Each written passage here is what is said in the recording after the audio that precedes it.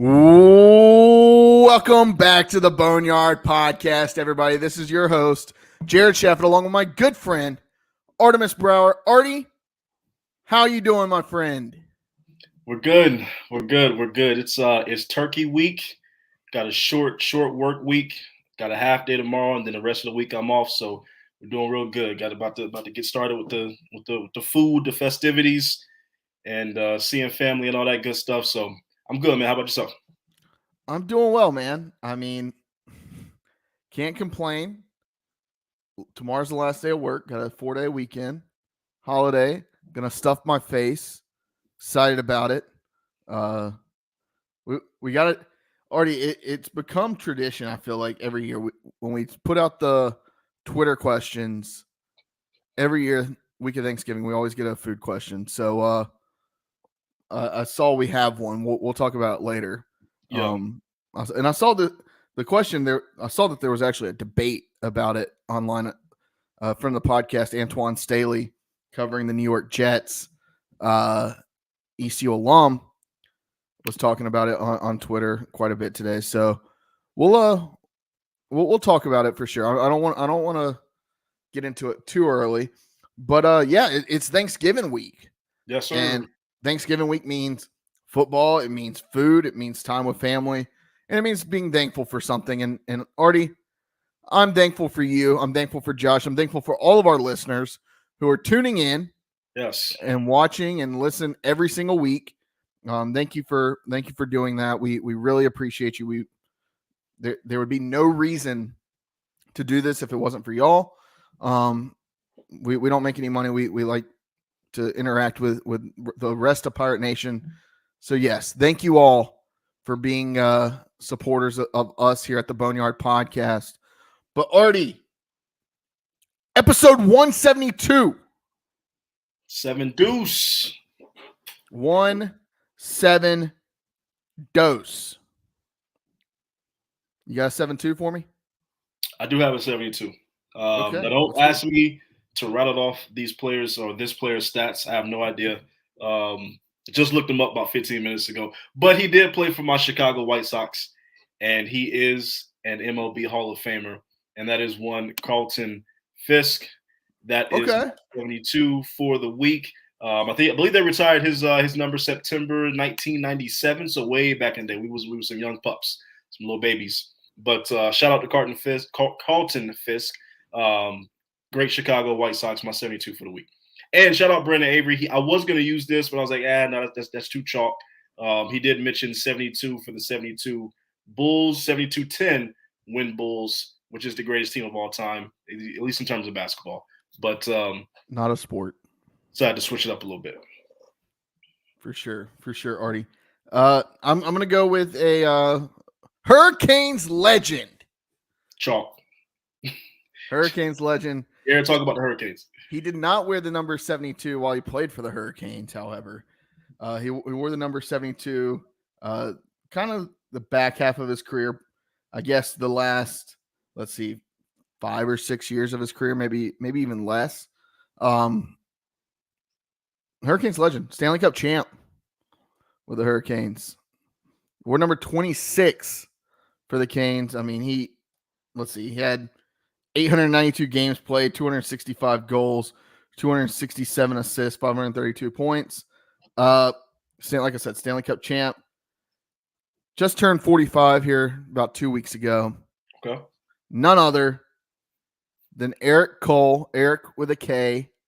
Okay. Eric Cole. Broke his neck, Artie. The year the Canes won the Stanley Cup, broke his neck. And I went to the final game of the season, regular season game of the season. Yeah. I was, 11 at the time. I guess at that time I would have been 10 technically. When they won the cup, I was 11. And I waited after the game where the players come out, where they exit with probably 100 other Hurricanes fans for autographs. And I got every player on the 06 Canes team besides two. One of them was Eric Stahl, who would eventually become the captain of the Hurricanes. Honestly, one of the greatest Hurricanes of all time. I would put him in the top at this point, top 4 Hurricanes of all time. Eric Stahl was driving Eric Cole. Eric Cole, like I said, had a broken neck and came back in the Stanley Cup Finals to, I believe he played in games 4, 5, 6, and 7. I may be wrong on that. I think he played 3 or 4 games in that Stanley Cup Final and was able to really get in and be able to hoist Lord Stanley Cup, the most prized possession in all of sports, the best trophy ever, the Stanley Cup. Lord Stanley Cup, Eric Cole, like I said, huge Caniac. So that's it. Well, Artie, Variety Sports Podcast Network, we're proud to be members of the Variety Sports Podcast Network. Go check them out. Lots of great content going on over there. So yeah, and if you're watching on the Variety Sports Network now, subscribe. Feel free to shoot us over a subscription at the Boneyard Podcast. And if you're watching on the Boneyard Podcast, subscribe to the Variety Sports Podcast Network. All right, Artie. ECU. That's how. ECU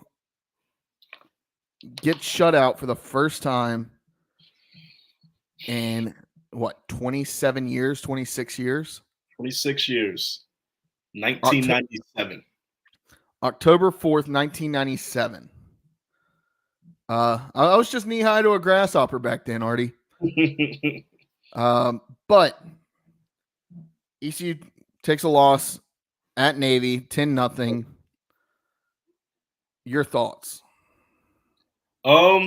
It honestly kind of as expected, to be completely honest with you. Not putting up 0, a goose egg, but ECU is extremely predictable. The way we play is extremely predictable. If you expected for it to see anything else, I don't know why. Defense was going to play great. Offense was not going to play great. And that's exactly what we got, except we got the worst offensive performance that we've seen since we got blanked to Syracuse back in 1997. So initial thoughts, obviously, we talked last week about finishing strong. That's kind of out the window at this point. And we're going to get into the Tulsa game, battle, our second battle of the suck this year after the Charlotte game. So we'll get into all of that. But honestly, I don't really have too much more to say about this team. I've kind of said everything I can say about it.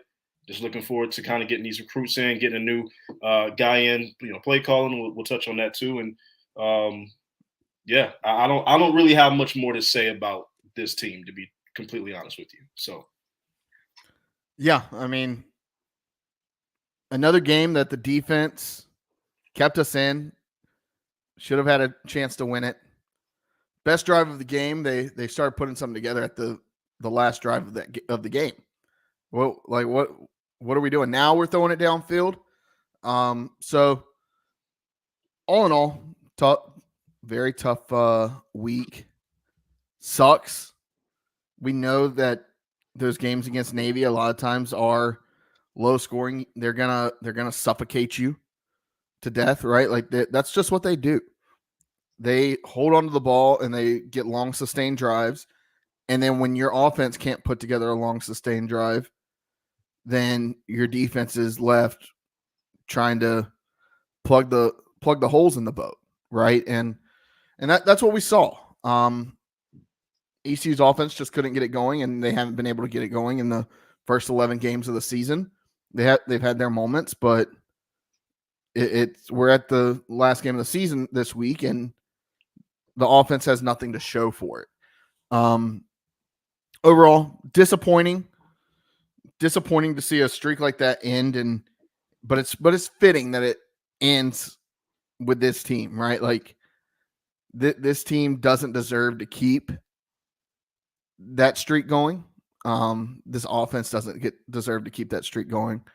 You felt like it was going to eventually have to be the defense scoring a touchdown or putting points on the board, much like they have all season, right? Yeah. Like there's been several times this season where the defense has put ECU in position to score because the offense can't sustain drives.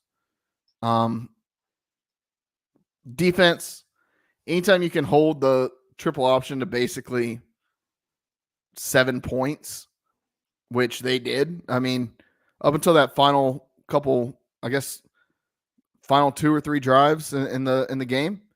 I mean, they held Navy's offense in check. Lots of turnovers in the game.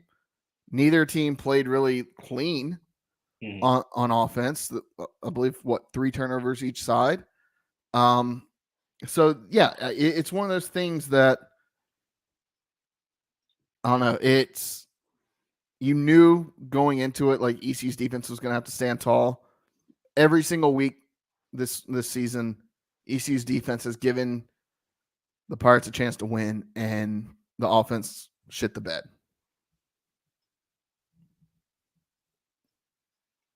So, Artie, good, bad, and ugly. Good. We know this defense, right? This defense is good. Okay. Lots of fumble recoveries to be had. I mean, Julius Wood playing lights out. BJ Davis lights out. That defensive line is just insanely good. Blake Harrell deserves a ton of credit for changing this defense and turning it all the way around in the last couple of years. So yeah, defense A+. Offense, not so much. And then we're going to talk about it in a little bit, but the straw finally broke the camel's back, and the fact that ECU decided to finally make a change on offense. Albeit with 1 week left in the season, and they're going to let Donnie Kirkpatrick coach another game. Artie, your thoughts on the decision to fire him now or let him go now? Yeah, I think, the writing was on the wall, and it was at a point where it had to happen. It wasn't even something that should have really been in discussion. It was something that needed to happen. You saw in his presser earlier, he kind of knew that their change needed to happen, and that there needed to be kind of a reset, to hit the reset button, and there needs to be a new voice, especially, on the offensive play calling side of the ball. But I think everybody close to the team knows that maybe this should have happened maybe a little sooner. Now, I do want to say I'm not going to be one of these, jackasses on Twitter that's sitting here calling him a terrible man and this, that, and the third, and calling him out of his name. He's a good dude. Timeout. Holy shit. Breaking news. We have a court storming going on in Minji's right this second. Did ECU hit a buzzer beater over Kennesaw? Bobby Pettiford just hit a half-court buzzer beater to beat Kennesaw State 85-84. Half court. Nice. So, sorry, Artie. I saw that happening, and no. Honestly, I was like tracking it. I literally got it right here off to the right, tracking it. So, and I know we had it was like 13 seconds left. It was like 82-80 or something like that. The last time I looked at the score. But shout out ECU basketball. That is phenomenal. Moved to 4-2 after losing 2 games we probably shouldn't have lost to Northeastern and USC, upstate, South State, downstate, whatever. So good dub by the boys. Good dub. Man, what an awesome. That's just awesome. That's awesome. I don't know. Sorry. No, you love to see it. Love to see it. So I guess we can talk Donnie here in a little bit. We're gonna have a guest on here in the next couple minutes talking about Tulsa. Already, while we kind of shift our gears towards Tulsa, what's next? Right? Like, can ECU get to 3-9 on the season and salvage what's left? I mean, when you say salvage, I don't even at this point, truthfully, and I know this might be bad to say, but I could care less about win-loss at this point. And like, what are we showing that is like potential for next season. Like obviously, the guys, there's some dogs in that defense side of the ball that hopefully they stay true. They stay good to their commitment. They don't hit that portal. They stay grounded and they come back and they want to run it back with a better, a new play caller on offense and a better offense overall. So that's number one. And then obviously we have everything to fix on the offensive side of the ball. But finishing 2-10 or 3-9, the season sucked. It was an awful season. It's going to go down as one of the worst seasons that we've had in recent memory. So I more so want to see. Obviously, yes, I want to see ECU victory, but I more so want to see what are we doing to progress forward as far as even from last week. Have we made any type of changes? Are we looking or have we just kind of given up and just kind of saying, we're packing it in. So even in a loss, I still want to see if we were to lose, I still would like to see some effort, some fight, some changes, something that is giving me a little bit of hope, saying, okay, this team might come back next year, maybe turn some things around. So, yeah, I think that there's definitely opportunity there. Definitely think there's opportunity to turn it around, and we've said it kind of all year. You're an offensive line and a quarterback away, along with an offensive coordinator away from being a pretty damn good team. Jared, you said that like you're a running back away. No, you're a quarterback, an offensive line, and an offensive coordinator. Oh wow, that's every major thing that you need correct that we don't have, that you're probably not going to get in just a one off-season turnaround. So I don't know, this transfer portal, man. The transfer portal is going to be wild this season. There's a lot of good names already entering the portal. A lot of guys from FCS that have proven it, grad transferring it up to the FBS level. Lots of guys to be had and have proven it in Division I football, right? So, I mean, one guy I look at Cole Gonzalez out of Western Carolina. You got there. I can't remember the guy's name. The guy out of Holy Cross. I don't. Yeah. There's a guy. I mean, it's a long shot, but with over $500,000 raised for Team Boneyard in the last week, maybe you throw some change at the guy transferring out of Texas Tech, right? Played at Oregon, played at Texas Tech. Great career. Transferring out, needs to be a starter somewhere. Can you get somebody like that, right? There's plenty of options out there. And then can Mason figure it out? What does Jeter have, right?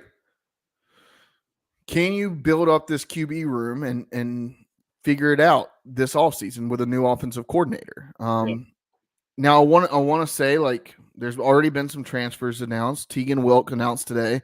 Shout out Tegan Wilk from the podcast. Look, Tegan's been battling. Tegan played the start of the season with a pretty gruesome injury. Yeah. I don't want to disclose it. I know that he was needing surgery. From what he was telling me, played 4 games, tried to play through it, just got to the point where he couldn't stand it.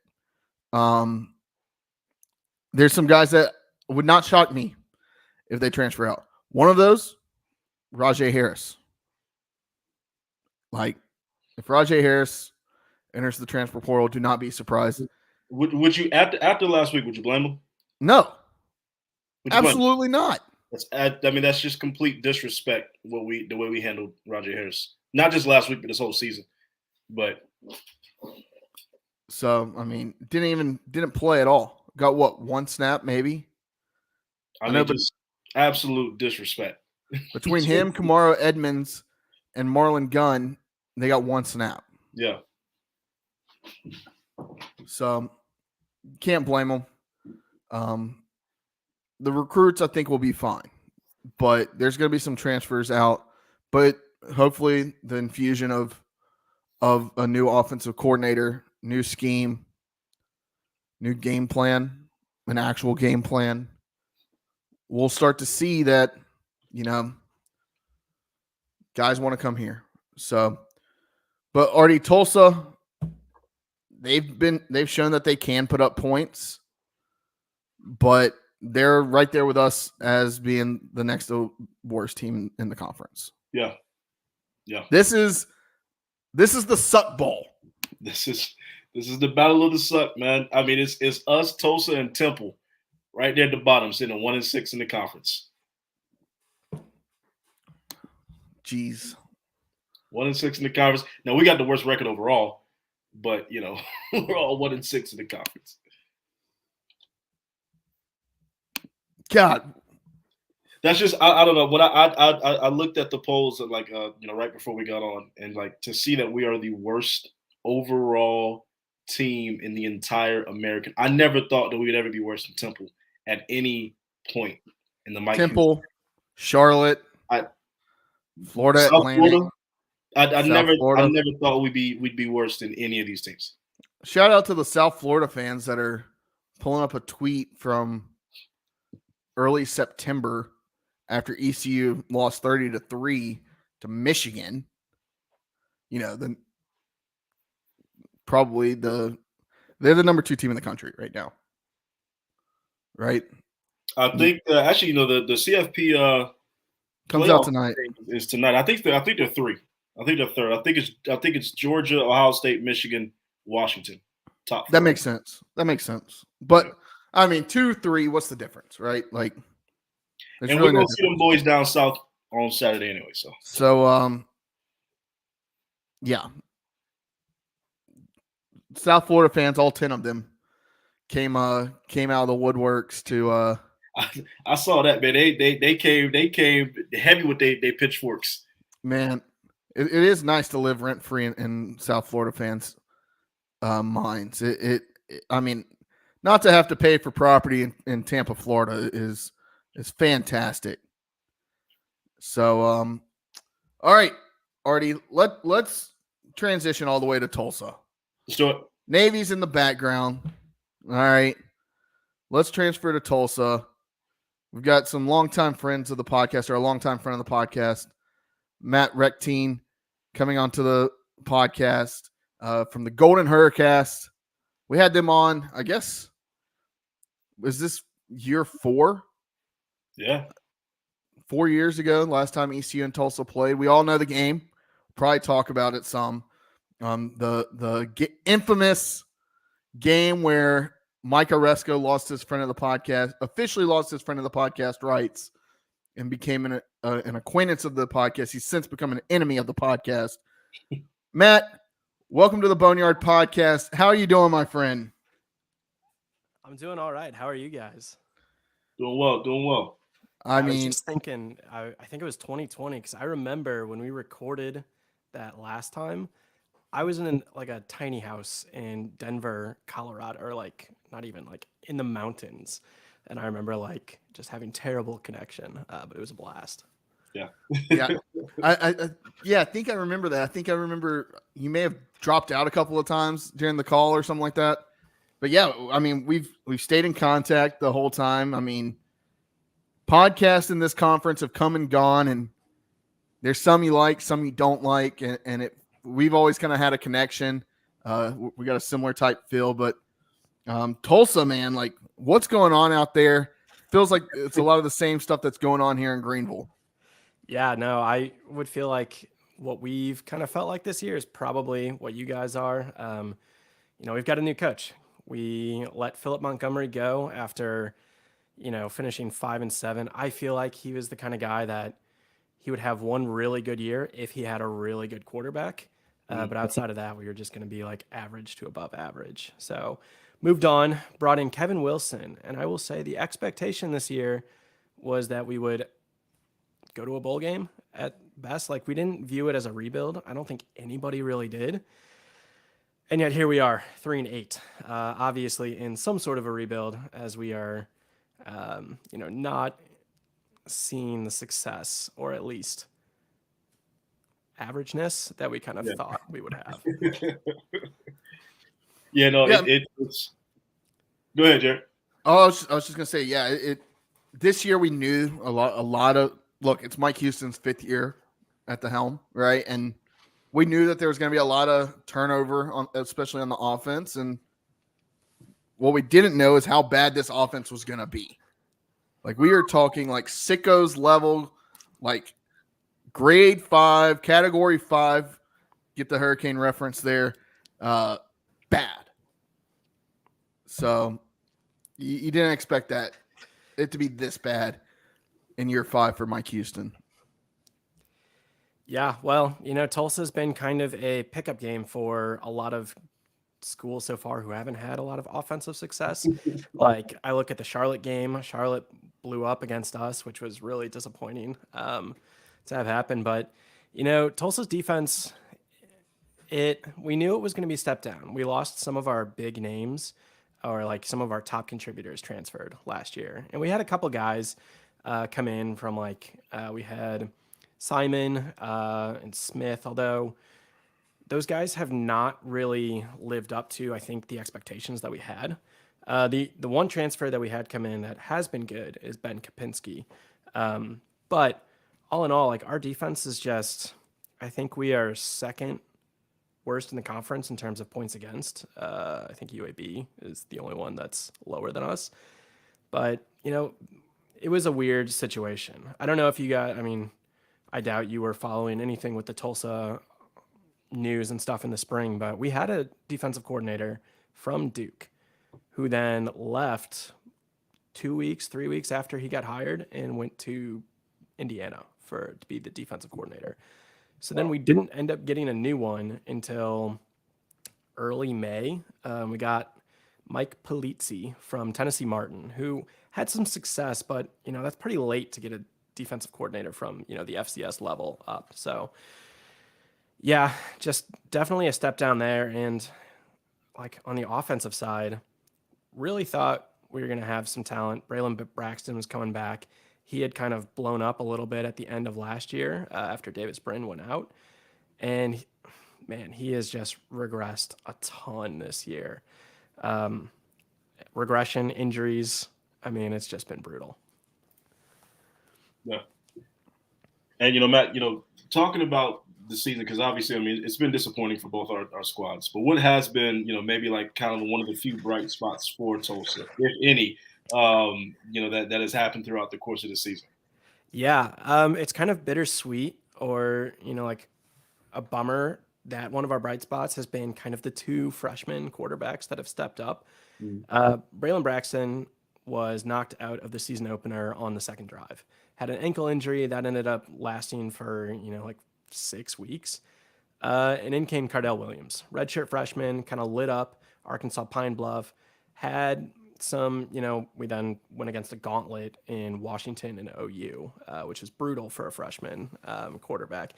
But he was also looking good until he got injured. He's been battling a couple wrist injuries. So in steps 5th string walk-on quarterback Kirk Francis, who has started his first game last week, but has seen significant playing time since the Charlotte game. So Charlotte, Tulane, and now North Texas.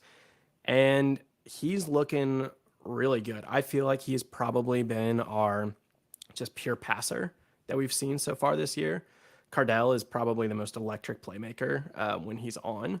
And so, when we kind of started to get in the feeling of, what can we look for next year?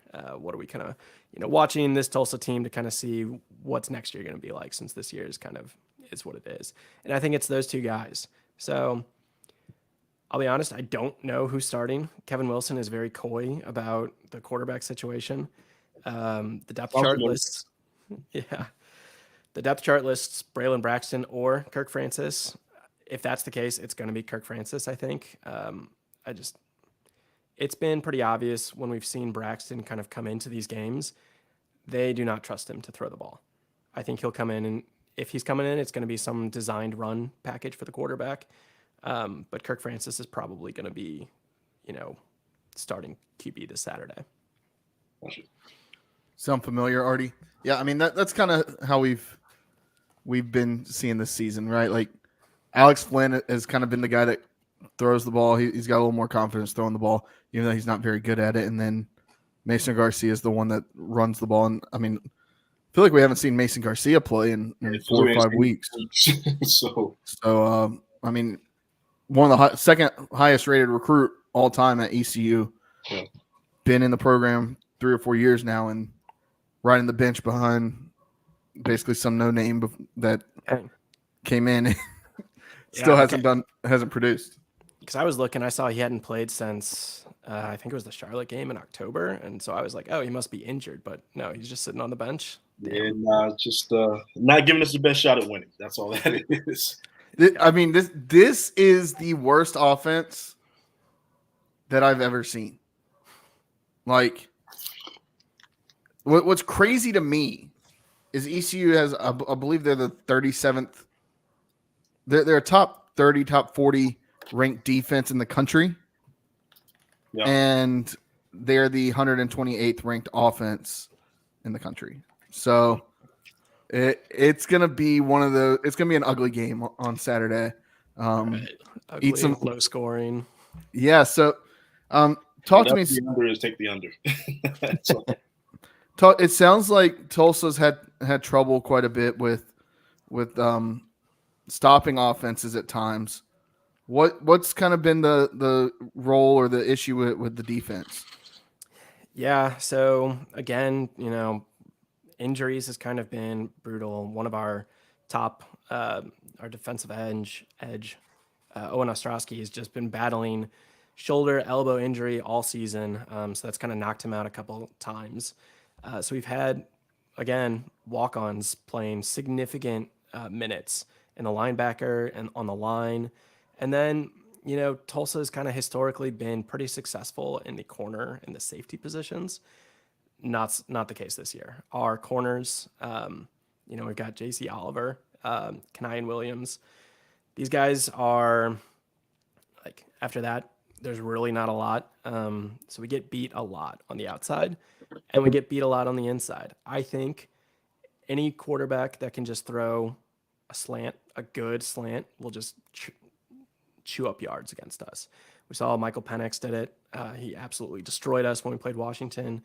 And Warner at Temple was kind of doing it, although fortunately he threw a couple picks, which was really helpful. But yeah, it's kind of been like, just we're not very good about stopping the pass, and we're not very good about stopping a no huddle 2-minute type offense.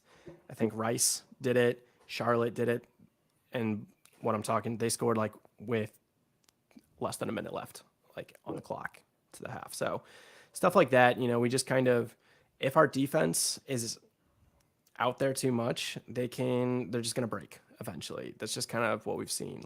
We stuck with North Texas. North Texas has a really good offense. We kind of kept it close going into half. It was tied at 21. But at that point, we just could not keep them from, the end zone. So, well, I got good news for you. ECU can't sustain drives. So, whatsoever. Several 3-and-outs. So that is what Tulsa does primarily. I think we run the ball once, we throw it deep, we throw it short, and then we punt. So, yep. Wow. The Sickos community, I'm telling you, get ready. It's going to be prime Sickos game. Ryan, my co-host, we were talking about this game, a couple of weeks ago, because we were kind of looking at the schedule. At the time we had Charlotte, Tulane, UNT, and this game coming up. And we're like, all right, there's competitive games, but they're not competitive for the good reason. They're not strong teams. So we were just talking about, this is a vibes game. It's just kind of who's feeling good. That team will win. Yeah. No, that's true. That's true. And I want to ask you about the offseason, right? I mean, because the outcome of this game, sadly, it doesn't really matter for either team. So, kind of looking towards the offseason, what are some things Tulsa needs to do right away that you think they could do this offseason, kind of help their team improve for next year? Yeah. Immediately, I think you give Kirk Francis a scholarship. Make sure that he is not transferring, going somewhere else. He's a local kid. He went to high school in Tulsa. So, that's good, because in Tulsa, if you are a local kid, that draws a ton of fans. And if there's one thing that TU, as the smallest D1 school, will always struggle with, it's drawing in fan base from the community. So that's one. But also, you got to figure out what quarterbacks you're keeping. somebody's going to transfer, whether it be Braylon, whether it be Cardell. I kind of think that we're hoping to keep Cardell and Kirk Francis for next year, and then we'll see what's there. But, right now, the other positive, and I think the thing that has a lot of people not panicking yet, there are some that think that we should just blow up the whole thing and that Kevin Wilson should be let go after 1 year, which seems a little irrational. You got to let them kind of build their system. But Tulsa's probably this is the highest recruiting class that Tulsa has had in a decade more, I think since 2009. I think right now we're 5th in the conference, just based on, rivals 24/7, whatever you're looking at. So, that's pretty significant. If we can, get the talent in to build up the system, I think that's really what is going to change. The other thing is, I think we just we've got to hit the transfer portal on defense. We need to get some guys, some bigger guys, some taller cornerbacks, things like that. And then, yeah, I mean, that's really what it is. It just seemed like our guys just haven't been able to keep up as much as they have in the past. And one thing that I'll talk about, and Philip Montgomery was incredible at kind of developing the players that we had. Like, you look at guys we've had, back-to-back first-round picks, Zaven Collins, Tyler Smith. These are guys that came in with very little, hype. Zaven Collins only got an offer from Tulsa. Now he's playing for the Cardinals. Yep. But, like, Philip Montgomery was really good about taking these guys and making them studs. Don't think that's the case with Kevin Wilson. I don't think his strength lies in developing the players. I think we're going to require better players on the recruiting path to kind of do it. So, I think it's just keep that up. Hopefully it's tough. The recruiting kind of takes a hit when you go 3-8, potentially 3-9, at best 4-8. So, just gotta. Hey, I mean, guys that we have. It can get better, I promise. ECU's got the number 1 recruiting class right now in the conference, and we shouldn't. We honestly shouldn't have it. But I want to, Matt. I want to go back to 2020. I want to go back to that game, Halloween weekend. I was about to come through my TV screen and land in Tulsa, Oklahoma. I have no recollection of this fumble. Well, it was the fumble. It was the fumble. It was like a tackle. It was like a string of 3, 4, 5 different plays. There went against ECU. 3 or 4. I mean, Artie and I played golf the next day, and I'll never forget coming back out to my car and finally looking at my phone. I had to blow off some steam, and I looked at my phone, and it was a letter from the commissioner of the American Athletic Conference, Mike Oreska, enemy of the podcast, saying our officials fucked up. Good job, Mike. Good one. Your thoughts on that game, that ending, one of the craziest endings that I've ever seen. Yeah, no, Tulsa definitely caught a break with all of that. I mean, that was already such a weird year. I kind of, my view is somebody decided, not saying the conference or anything like that, football gods, what be it, Tulsa had 4 straight losing seasons and was going to have a couple more after this 2020 season. They're like, all right, COVID, weird year. It's just, something's got to happen. So that's how I view it. But no, Tulsa got bailed out because, one of those calls going your way on a, okay, but like to have what happened in every single one just come out Tulsa, yeah, it's a little definitely fortuitous for us. But I'm not gonna say I wish it had been called right, because we ended up going to the title game and almost beat Cincinnati. Just lost. I forgot that. Yeah, I forgot y'all went to the conference championship game that year. Yeah, and this is kind of a what if situation, but we play Cincinnati in the rain. We end up. situation that Cincinnati canceled the game against us in the regular season, so we didn't get to play them at home. And because of that, we ended up having to play them in Cincinnati for the title game instead of potentially at Tulsa had we beat them. Yeah. So, that's the thing that Tulsa fans like really latch onto from that season. But we end up losing that game by a field goal in the rain. And as a result, Cincinnati goes and loses the Peach Bowl to Georgia. But had they lost that game and not gone to the Peach Bowl, they're probably not ranked going into, their playoff season. And so, an American Athletic Conference team has got to be ranked for 2 seasons before they can get the playoffs with, the 4-team format. So I just think, Tulsa could have ended that run or prevented it, but I mean, looking back at that year, that like you said, it was such a weird year, but I mean, ECU just could not catch a break. I mean, they lost, I believe, I think they lost on a last-second field goal to Navy, or it was a close game against Navy. Mason Garcia ended up having to play that game because Whole Nailers had a false positive and tested positive. It was a false positive, but still had to sit out.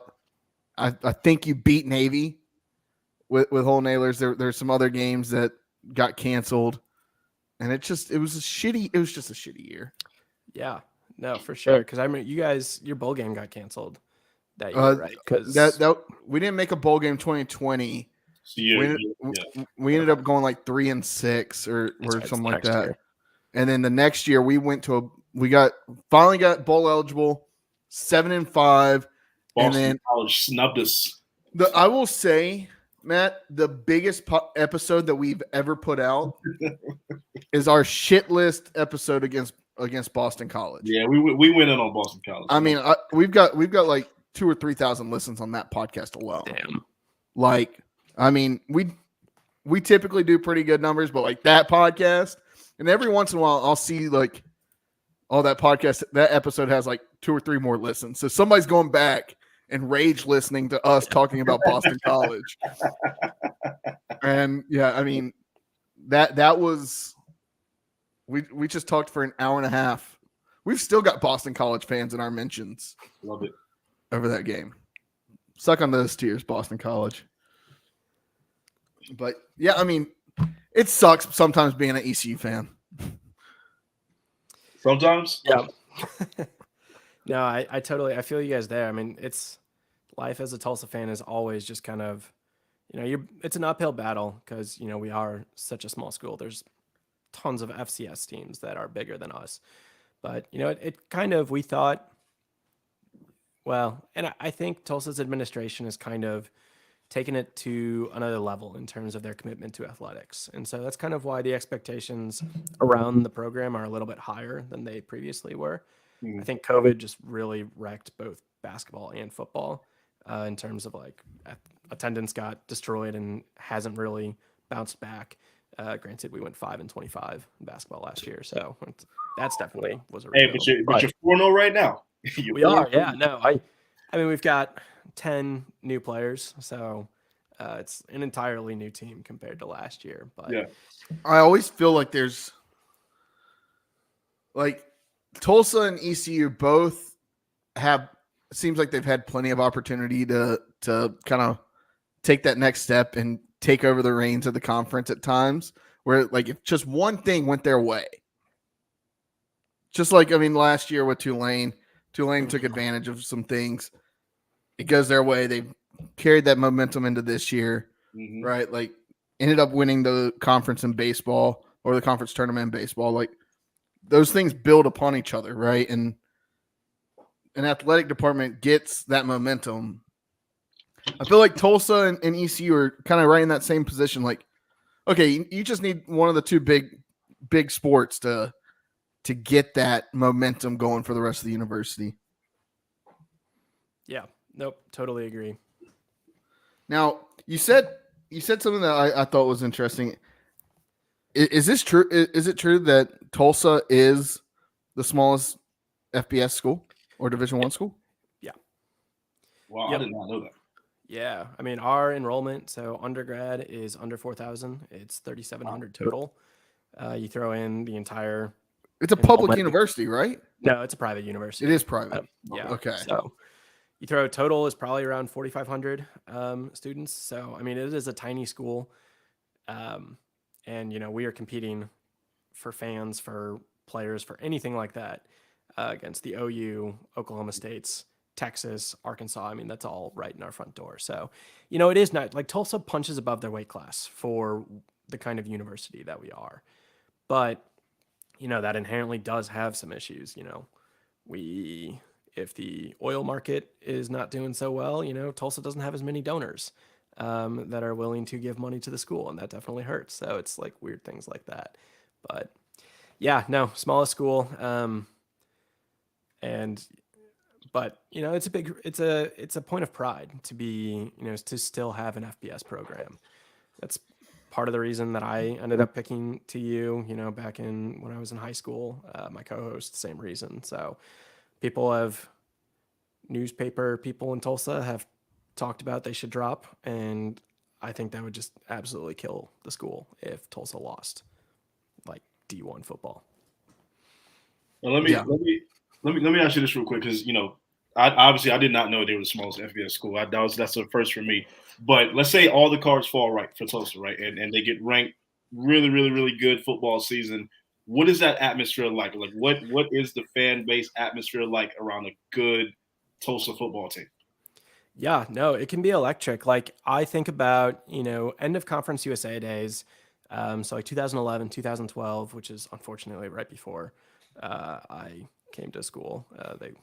We were really bad when I was a freshman in 2013, but there was a ton, like we end up you draw in those local fans who, Tulsa's a pretty big city. And so if you have a good program, you're going to get a lot of people who want to watch winning football. And so it can definitely be up there. I think it's going to need consistent winning to get there. I don't think a single season of a ranked, Tulsa team. Now, if we're talking Tulsa has a chance for the playoff, like this 12th team, if we end up winning the American in a couple of years, and, I think the winner of the American has a huge chance of going to this expanded playoff, then, maybe that's different. But I think it'll be some sustained success that will require it, just because, on a given Saturday, people are going to go to Norman, Oklahoma to watch OU, or they're going to go to Stillwater to watch OSU. So we got to prove that we are just as fun, and, beating one of them would definitely help. So that's kind of. Yeah. I am looking back. I'm looking back before you got there. There was a game in 2010, East Carolina, Tulsa. Do you know which game I'm talking about? I'm trying to think. I feel like 2008 is the one that I think about in the conference championship. So remind me. Yeah. So that game, let's see.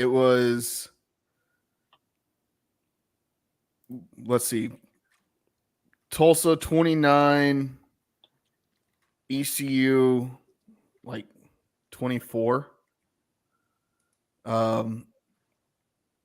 In the fourth quarter, going into the fourth quarter, both teams scored. Tulsa scored 20 points. ECU scored 27 points in the fourth quarter for a final score of 51-49. And ECU won on a Hail Mary. So fun stuff. That's one. It was an instant classic, and that fans of East Carolina will remember for a very long time. Yeah, so that's got to be Todd Graham years, which, if you talk about Tulsa had an incredible offense, it was Todd Graham. Dude is a huge asshole. Ended up leaving Tulsa for Arizona State, got fired there, went to Hawaii, got fired from Hawaii for essentially abusing players, stuff like that. So no, but what he was really good at was scoring a lot of points, especially quarterback GJ Kinney at the time, who is now the head coach at Texas State, which is kind of frustrating because he was in the final round of candidates for the head coaching job. And so it's definitely hurts to see how successful Texas State has been. Yeah, for sure. Yeah, it was a 33-yard touchdown pass from Dominique Davis to Justin Jones. Yeah. Just looking at this game, I've gone through and watched this game several times on replay, just because it feels like a fun game. I wish I could have been there. That was before my ECU days, but yeah. Well, Matt, we'll let you go, but real quick, I mean, final thoughts on ECU Tulsa this weekend. I think I don't even know what the over-under is. I think it's like 43. Take the under. Which is insane to me. That seems high. Yeah, I know you guys are favored by 3.5. I think I saw. Well, that line's moved like 4 points in ECU's direction over the since Sunday. It's got to be quarterback situation, just because, I mean, we are starting a freshman. And granted, he is like one of the few quarterbacks that has a positive touchdown to interception ratio on our team. We've had a lot of turnovers this year. I expect we'll have some more turnovers, especially against your guys' defense. I think there will not be a lot of offense on either side. It's kind of what it sounds like. Probably going to be a slow. Do you know, is it going to rain? Because that would probably it's going to be perfect football weather for November. Cloudy, high of 50. So it's not going to be raining, but it's going to be chilly, but it's not going to be cold. Okay. Perfect football weather. We have played like 4 games in the rain this year.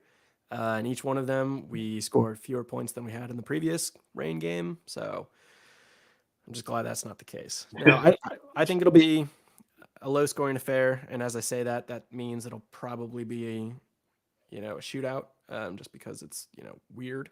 Tulsa always plays weird games. But, yeah, I don't expect a very exciting game, to be honest. Neither do we. Neither do we. Yeah, well, Matt, thank you for joining us on the Boneyard Podcast. Go ahead and tell our listeners where they can find you and your content. Yeah, so you can find us on the artist formerly known as Twitter at the Golden Hurricast. We tend to do a podcast roughly once a week, so you can Apple Podcast, Spotify, wherever. Taking a holiday hiatus right now.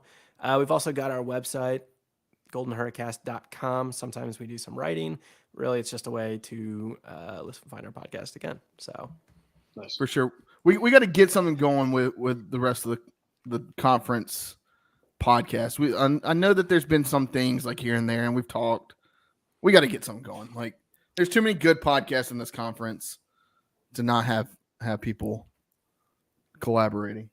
Yeah, no, totally. I think some sort of, even if it's an unofficial network, something like that, I think would be fun, because especially I feel like a lot of these new schools that came in, some of them have some established podcasts. I think UTSA is one of them. It's got a pretty big one. So those are definitely some guys that I've wanted to talk to.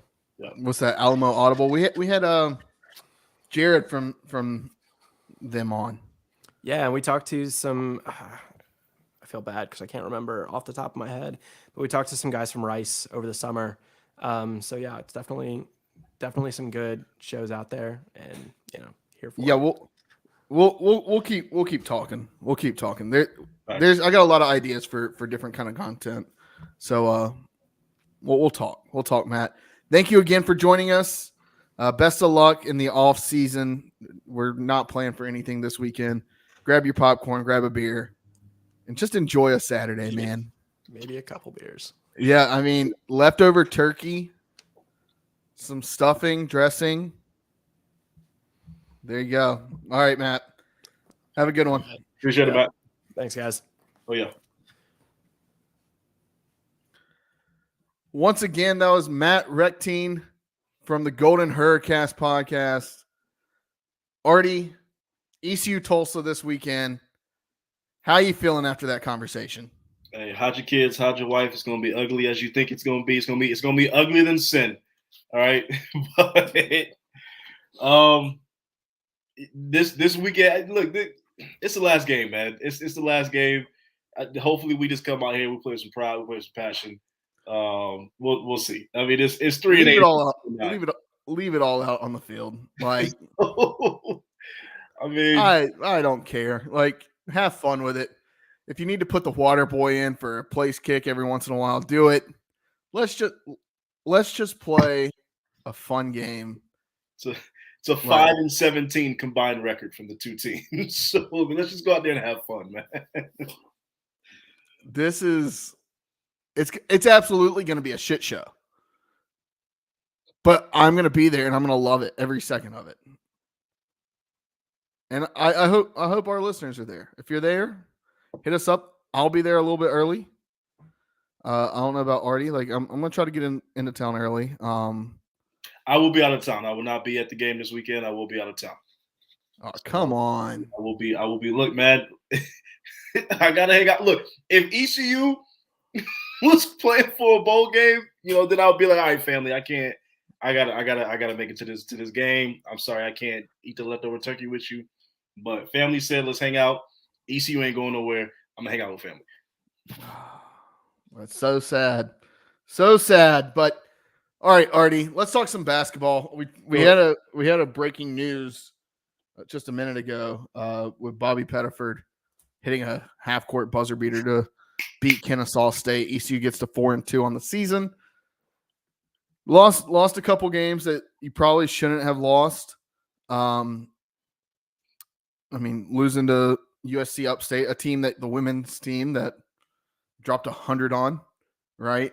A school that the women's team dropped 100 on. And then you lose to Northeastern, a game you also should have won.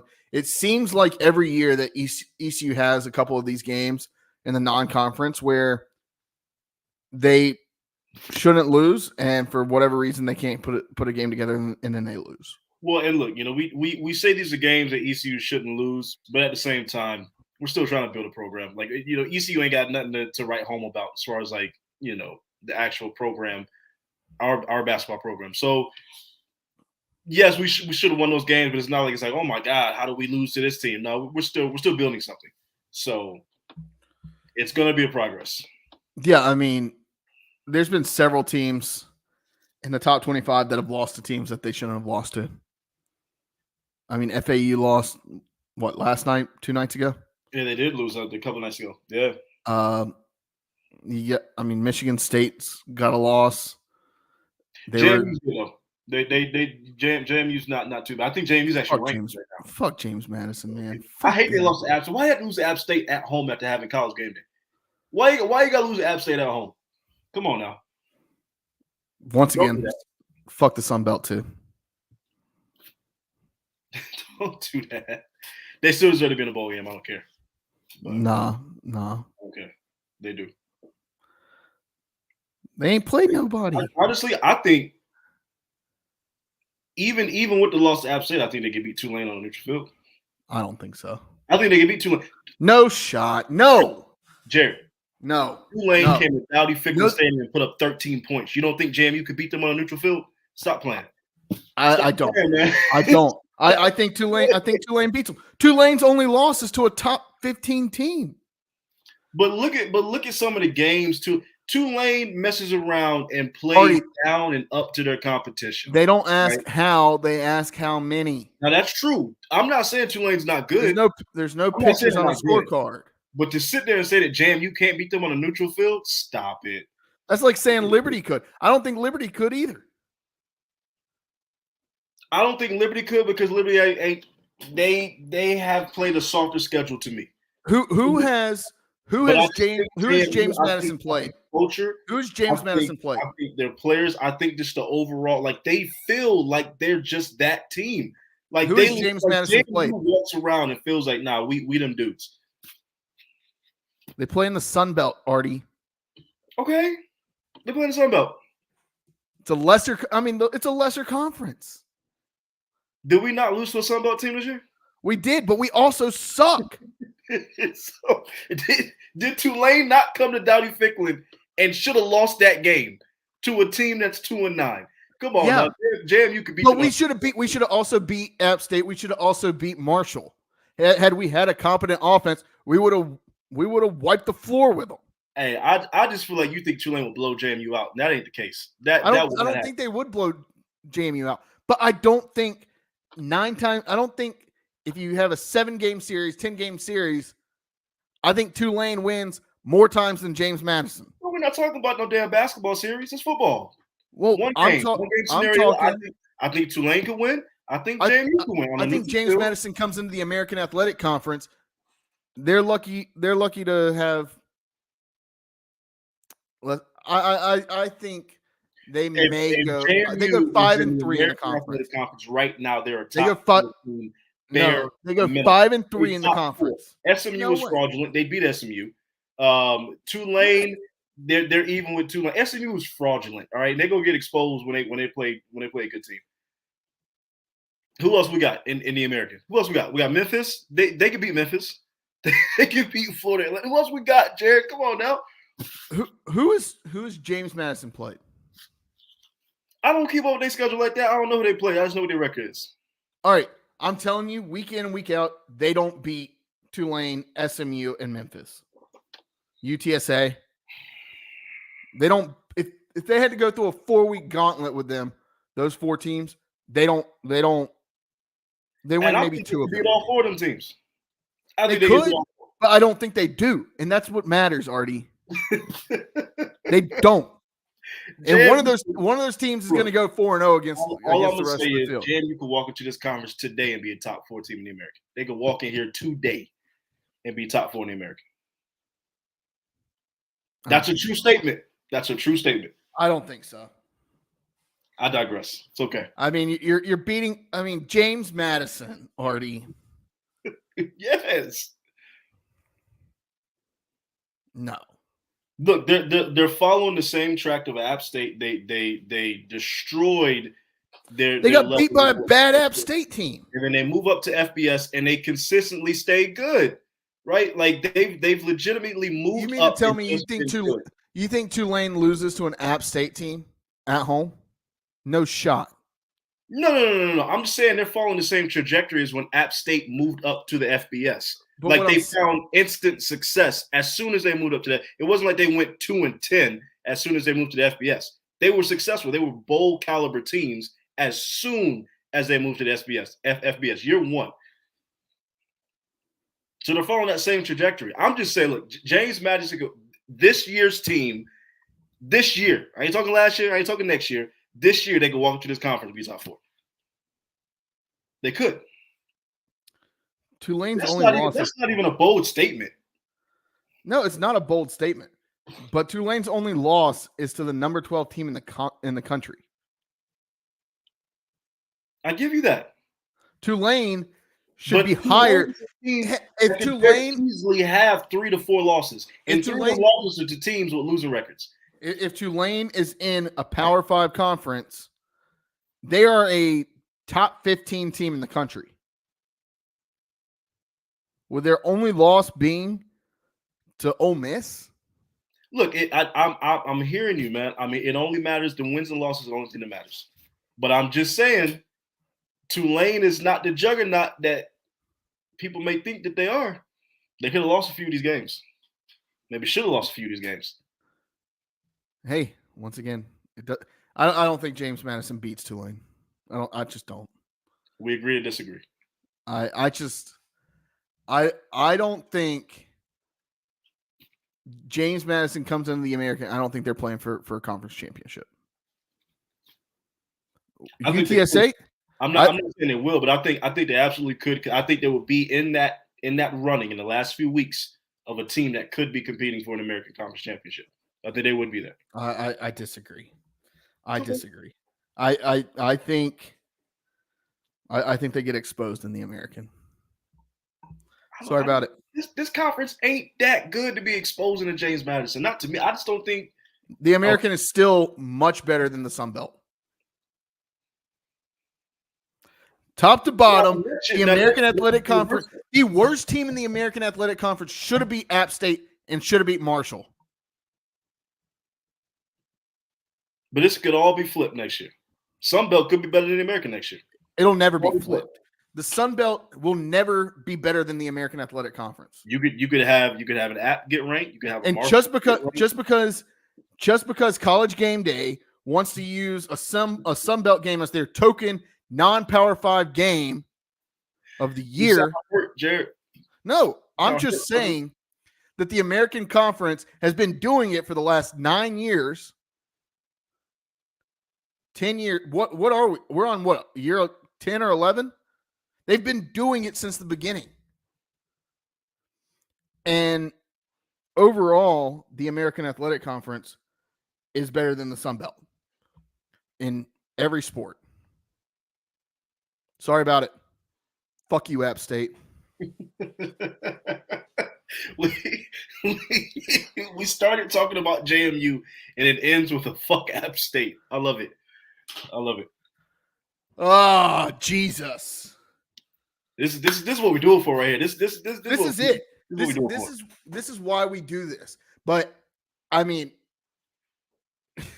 look, but I say all that to say they deserve to be in a bowl game. That's bullshit. That NCAA rule, it's trash. Every team has to do it. Every team has to do it. You know that every team has to do it. No, I don't care what every team is.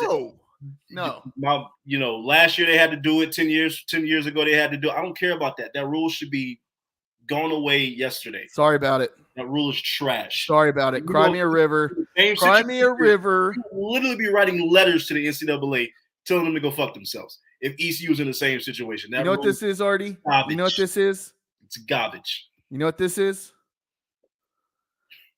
It's the world's smallest violin. I know exactly what Damn right it is. It's the world's smallest violin, and it's only playing for James Madison.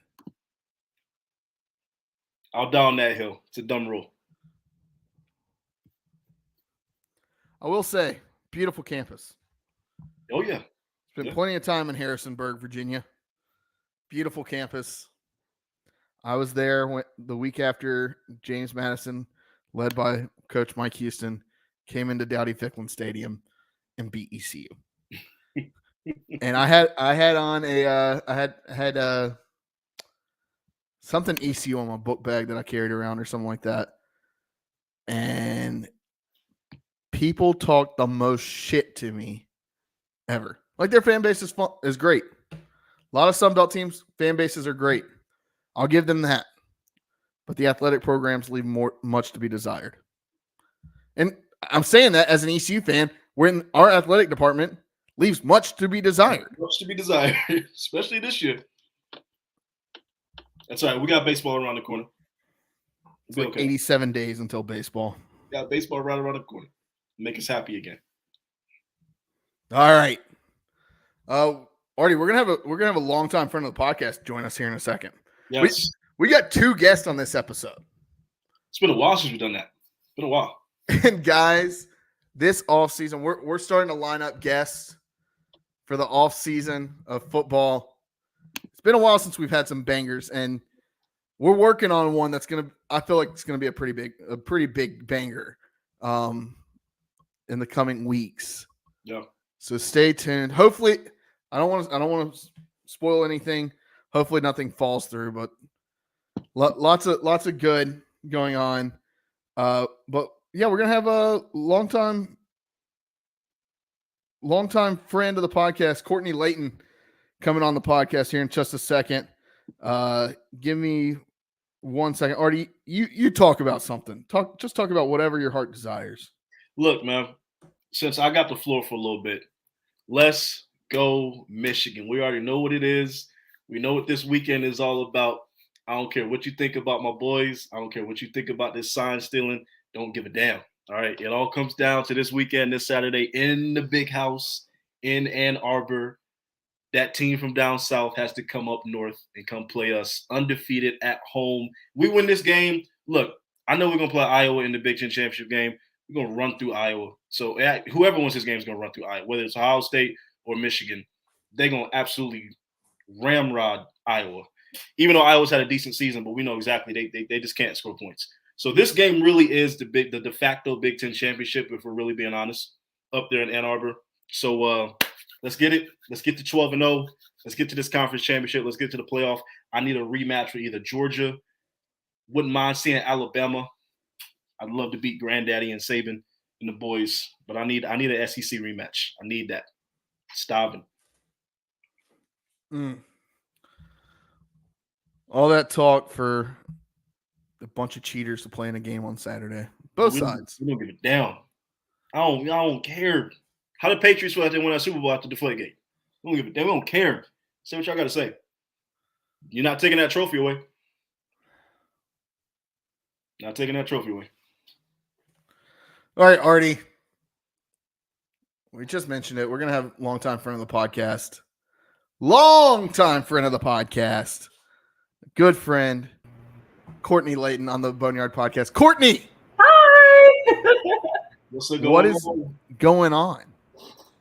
Well, I heard you guys talking about getting a big banger guest. A big banger guest. I hope that was me. It is you, but there's another one that's coming. Is it me? That I think is going to knock some people's socks off just by the fact that that's who we're doing, or like it's kind of out there. Yeah. That we would have this person on the podcast. I'm excited. You have me intrigued. I'm ready. I need to know who it is. We got to kind of let it simmer for a little bit. They told us to reach back out next week, but they were down. All right. I'll just say they need. Here's what I'll say is they need it to be after the football season. Okay. Need it to be after the football season. But Courtney, I mean, you're doing so much now. I mean, WNCT, you're on the ESPN Plus broadcast. Yeah. Broadcasting what? Volleyball and are you doing volleyball and basketball? Women's basketball and softball during season. But women's basketball was last Thursday or the Thursday before. And I will say I got the call from Will Bailey 2 days prior saying that they needed someone to call the game. And I said, I can do my best. And he was like, that's enough. I said, okay, great. I'm panicking the minute I get the phone call. I'm like, okay. I started doing all kind of research. When I tell you I pulled up to Minji's Coliseum with 14 pages stapled together full of facts about the ECU women's basketball team, and I'm flipping through it during the game. So anybody who had to listen to it, I'm kind of sorry because I wasn't phenomenal. And it was 105-35 ECU win. So that's kind of hard to fill empty time when all you're talking about is Amaya Joyner and Danae McNeil knocking threes from all over the court, I mean, I was trying to give you some words to fill, but you were, but I was panicking trying to get basketball terms to fill. You're trying to get me to throw extra stuff. I'm like Shamalama ding dong. I was like, I didn't even know how to. Don't do that. I was like, I'm having a hard time throwing in the term free throw right now. Like, I don't know. All right. So when's your next? Do you know when? Are you doing it again, or are you doing women's basketball again? They probably won't ask me to come back. Now that they know that I'm texting you during the game saying, "Hey, scream out Shamalama ding dong." Yeah, I was like, I read my phone. I said, "Oh my gosh," because then I realized that people were actually listening, and like I wasn't. And then I was like, "Oh my god, people are actually sitting in their TV in their home listening to me speak right now." And I will say I was more than thankful that I was the person they decided to call. I really, really was. I just hope they don't regret that decision. They don't. All right, I got some terms for you for the next one. Oh gosh. Cowabunga. I'll have to say something about like a three, like just like the ball goes cowabunga into the basket or something like that. Like Danae McNeil with the 3-pointer. Cowabunga. Yeah. I mean, you had so much time to come up with some cool stuff, Jared. And it's cowabunga. That's come up with. Every broadcaster has to have their thing. That's true. I don't have one yet. You got like.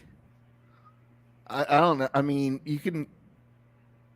I mean, obviously, like paint it purple. That's what I was gonna say. Like you got that, but like you can do like.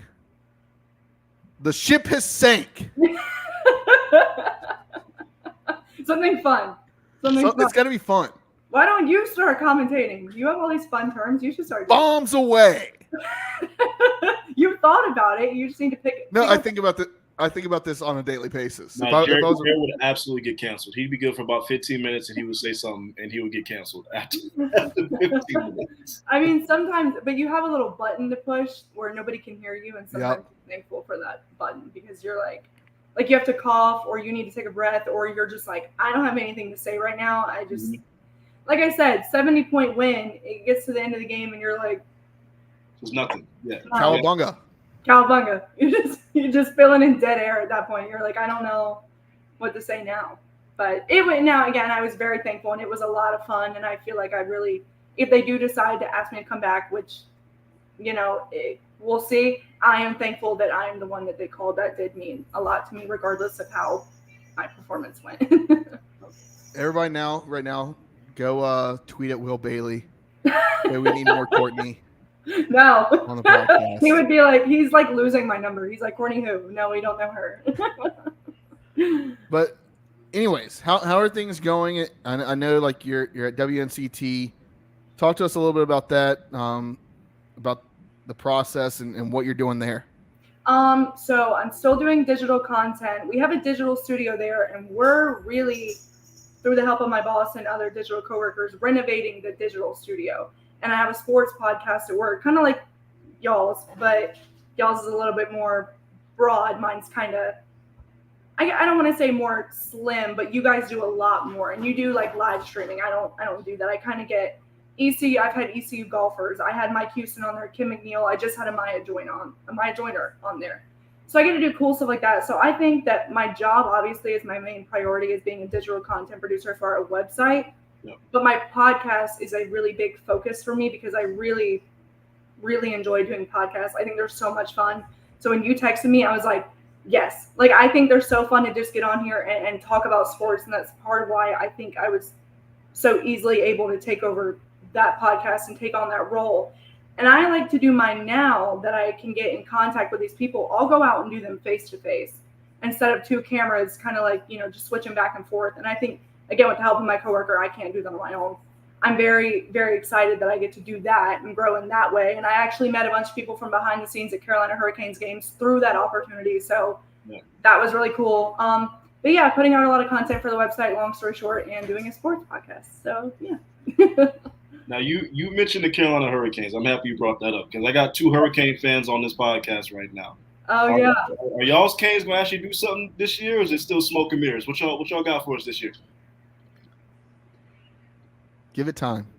Yeah, I was a little worried. If you can see my cat going rogue in the background, I'm very sorry.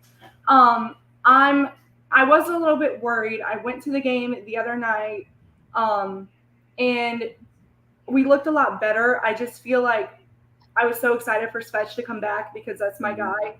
And I know that he was hurt, and I totally get that. But it just kind of seems like my boyfriend actually pointed out that he's out there skating kind of timidly. And if that's the case, don't put him out there. Yeah. So I feel like it'll take some time, but we also were put into the season with really, really high expectations. And sometimes it's really hard to continue that. And I kind of compare that to the Atlanta Braves, what the end of last year, you're thrown in with such high expectations, and then look what happens.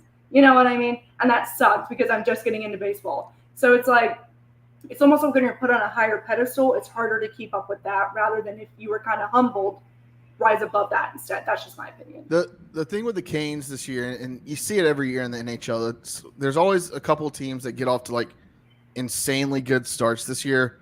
Yeah. Vegas was kind of surprised everybody and getting off to a hot start after winning the Cup, and they lost some guys. The Rangers got off to, they're like 10-0-1 in their last 11 games. Yeah. Artemi Panarin has like a 15-game point streak to start the season. Boston, nobody saw Boston being as good as they are this year. Yeah. Like those teams, like kind of like you see them and you're like, oh crap, like they're really good. Mm-hmm. But also you look at like the Hurricanes, who I think they've played like 10 of their first like 15 or 16 games on the road. I know, and I think that's a struggle for us, and it happens every year in the playoffs too. Well, we see that. Every year the Hurricanes start the season with a lot of road games. They get a lot of road games out of the way early. They don't like to play at home during the state fair, rightfully so. Right? Yeah. They don't want to contend with the state fair at all. So they run into a lot of issues, and they do one of their long West Coast road trips. So they go to California, or they go to British Columbia for the first week or two of the season, and sometimes they do really well. This year, look, LA's good. Anaheim has some superstars on their team, with Trevor Zegras being like one of the hottest stars in the league, right? San Jose is San Jose. San Jose is going to be the worst team in the league this year. Arizona's trash. Like, and I believe you got four points or maybe 5 points out of that. Mm-hmm. Actually, the Hurricanes don't have an overtime loss, so they got 4 or 6 points out of that road trip. They also had to go to Colorado. Colorado is always good, right? Like, yeah. They've already played like a tough schedule, and it's all been on the road, right? Not to mention you did that without Andrei Svechnikov. You did a lot of that without Brett Pesce, and a lot of that without Sebastian Aho. Yeah, and now you have Freddie. Now Freddie's out. And now Freddie's out. I think Pyotr Kochetkov is going to be a good backup for Ronta. But yeah, I mean, sorry to steal. I could talk Canes hockey. Oh, me too. No, me too. If there wasn't a million Hurricanes podcasts that are absolutely mid, I would most definitely do another Hurricanes podcast. But everybody has a Hurricanes podcast, and they all suck. So then make your own and make it better. Learn from what they suck at and make yours better. Hey, maybe we will. Maybe we'll figure something out.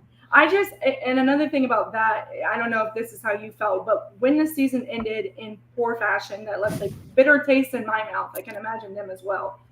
And we didn't get a goalie in the offseason. I was beside myself. I don't know if I was the only one who went into offseason with the thought that was what we were going to come out with, and we didn't, but I was almost baffled that there was just no change in the net.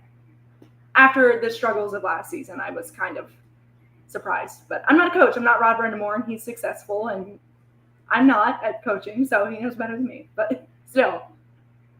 Yeah, I don't know if goalie was – I mean, Hurricanes goalies have had the lowest save percentage or the highest save percentage, I think, over the last couple of years, or best goals against average, one of those stats over the last 2 or 3 years, right? And I think where the Hurricanes missed out on is going after one of those like true kind of deadly scorers. Like, we don't have like a superstar. We have stars. Yeah. We have Martin. Yeah, I thought you guys had a couple like guys that potential superstars, but you don't have that. I mean, when I think of a superstar, I think of a guy that's consistently hitting 100 points in a season. In the Hurricanes Whalers franchise, there's only been one player, or I believe all time in the Hurricanes Whalers franchise, I may be wrong, there's only been one player that ever hit 100 points, and that was Eric Stahl in the 05-06 season, right? Mm-hmm. And you need a guy like that. You don't need multiple guys like that. I mean, we see the 2 best players in the league play for Edmonton, who's coming into PNC Arena Wednesday night. They suck. Yeah. Edmonton sucks. They've already fired their coach. Yeah. So you don't need that, but you need one of those game changers, an Artemi Panarin. You need a guy that a Mika Zibanejad, a Jack Hughes, a Sidney Crosby, one of those guys, Mika Rantanen, right? Like, you need one of those guys on your team that when the spotlight is on and you need a goal, you throw them over the bench every 2 shifts and they can score. Well, in overtime, it's Marty Necas, but it feels like in regulation, we just don't. And I feel like that's just maybe luck. He's overtime king, but, you know. There's more space on the ice, and he's the fastest guy, one of the fastest guys in the league. Yeah. Right? Like, so 3-on-3 overtime. Artie, look what you've done. You've turned the Boneyard Podcast into a Hurricanes podcast. Welcome. But no, I mean, I could talk Canes hockey all day long. Yeah. We can move on if we're done with that. I think the biggest thing, though, final thing I'll say, and I'll let you rebuttal or whatever. The only thing I'll say is, for the Hurricanes, they don't have a guy that can dangle somebody, like dangled through a whole team, Mm-hmm.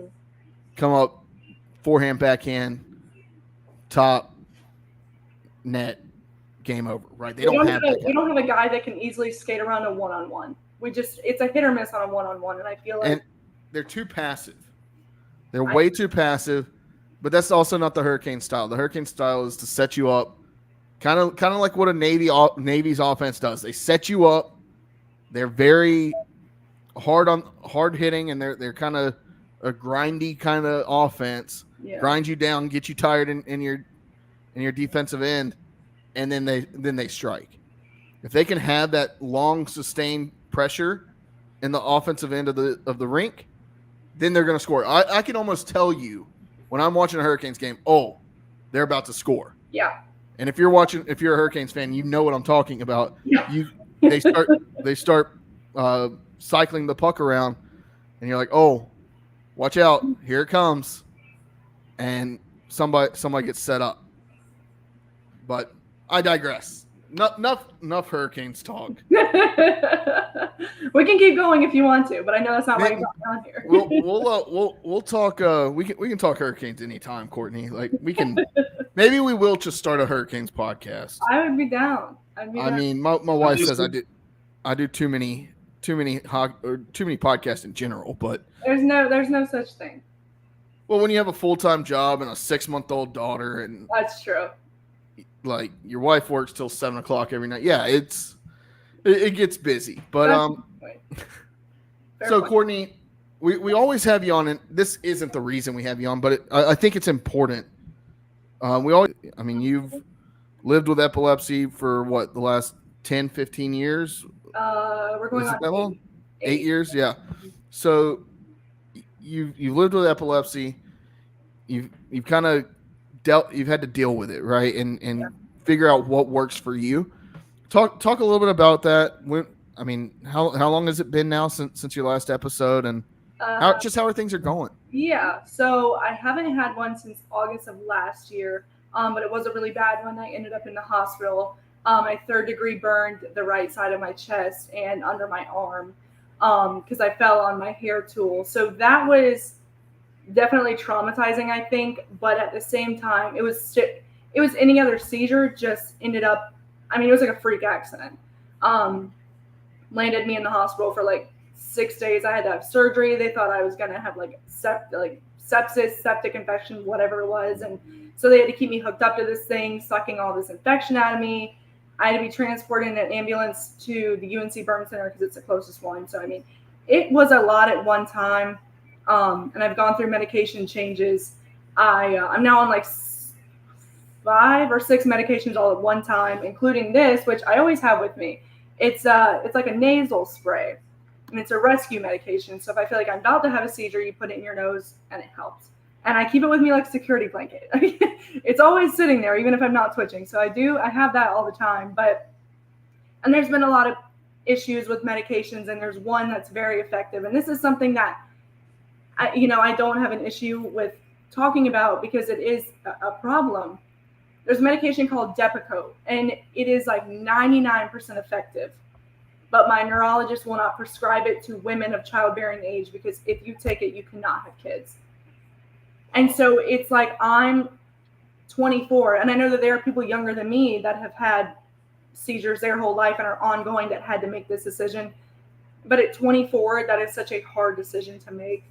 So I haven't gotten on it yet. As long as I can remain where I am, I will not go that route. But these are the things that when people think about epilepsy, they don't think of, and that's not their fault. That's nobody's fault because how are you supposed to know that? I didn't know that. So it's a lot of struggles that come with it. But like you said, Epilepsy Awareness Month is very important because people know that it's seizures, but there's more to it, like I just said. But I'm doing pretty good. No seizures since August of last year. So I'm working on getting back into driver's ed. But the frustrating thing is there's adult driving lessons or whatever. Well, they told me to submit an application with my permit on it. Well, I don't have a permit because they took it away when I was 18 years old. And so I'm like, okay, well, here's the problem. I don't have a permit. I'm taking driver's ed because I don't have a permit. So I'm having like this whole issue with the DMV, but I'm working on getting my license. So we'll see how that goes. Love it. Yeah. Love it. Artie, you have any questions for? About to be on the road. Everybody watch out. I'll have to call my insurance. Yeah. Everybody just like wrap your cars in bubble wrappers. I mean, I don't know. And it has nothing to do with the epilepsy. It's just she's going to be driving. Let's just throw the epilepsy out the window. It's just me as a person. Everybody needs to like beware. But no, I mean, I guess my only follow-up would be, what can the casual person, who's kind of ignorant, kind of unaware of epilepsy, what can we do to go out of our way to kind of spread awareness and educate ourselves on this condition? Yeah. I feel like one really important thing to remember is that strobe lights don't affect every person with epilepsy. That is something that not a lot of people know. There are also multiple types of seizures, and one of them is just where someone is staring off into space. And if you see someone staring off into space for a significant amount of time and you're doing everything you can to get their attention and they're not responding, chances are they could be having some kind of seizure. So that is something that if somebody's having that issue and they're just kind of not responding to you, sometimes it can look kind of funny, but that's definitely something that's a time where you need to help somebody out. If someone around you does have a seizure and you are already aware of their epilepsy or seizure disorder, because those are two different things, do not call 911. Put them on their side. Don't put anything in their mouth because they're going to bite on their tongue. I've lost chunks of my tongue. Luckily, they grew back. But because you bite down so hard, they're going to have like foaming and bleeding out of their mouth. It's going to be scary. Don't put anything in their mouth or else they're going to like bite your finger off. Make sure that their head isn't near anything hard so they don't hit their head while they're convulsing. Set a timer for 5 minutes. If it goes over 5 minutes, then you call 911. Obviously, if you're unaware of somebody's seizure disorder or epilepsy, or they don't have it at all and they have a seizure in front of you, call 911. But those are my main things. If I'm around anybody, I always say, hey, if I have a seizure, please don't call the ambulance. If it goes over 5 minutes, be my guest. But if it doesn't, please don't, because we can't afford it. So I'm fine. I didn't know that because I'm the type of person I'd call the ambulance right away. So I mean, that's going to be like good to know because I didn't know you're supposed to have that 5 minute timer to see if they can actually naturally kind of dissipate on its own. So yeah, and there's epilepsy bracelets. There's bracelets for any kind of disability or no matter what it is to make people aware that you have it. And I've had an epilepsy bracelet where it says my name and like it. But it's just so ugly. Like I can't wear it. It's so ugly. Like I have my nice Tiffany bracelet my parents got me for graduation, and you want me to put that thing on? No, I don't wanna. I get it. Oh my gosh. But yeah, so that's it.